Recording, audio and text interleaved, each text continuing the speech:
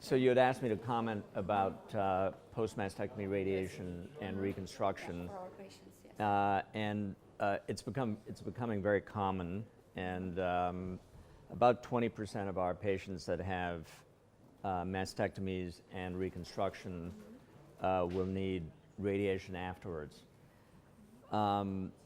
We've devised several different ways of still providing the radiation treatments, the chemotherapy, but also doing reconstruction. And generally speaking, we would avoid doing a flap reconstruction and then radiation, because if the flap gets destroyed, then you have no other good options. But if you do implant reconstruction, you can always have radiation, and if there's a problem, you have other ways to salvage the scenario.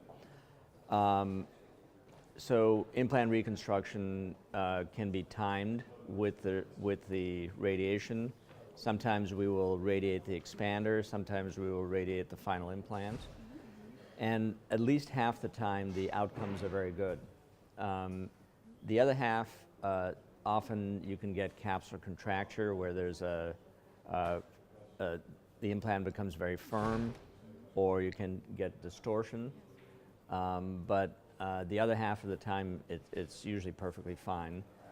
And when this happens, we still can get, even if it's firm and even if it's distorted, it's still worthwhile. And I think most of our patients, for them to have some form of reconstruction is better than no reconstruction. And I think for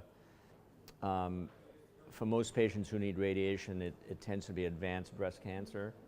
And if we say, well, we won't reconstruct that patient, they will never get a reconstruction.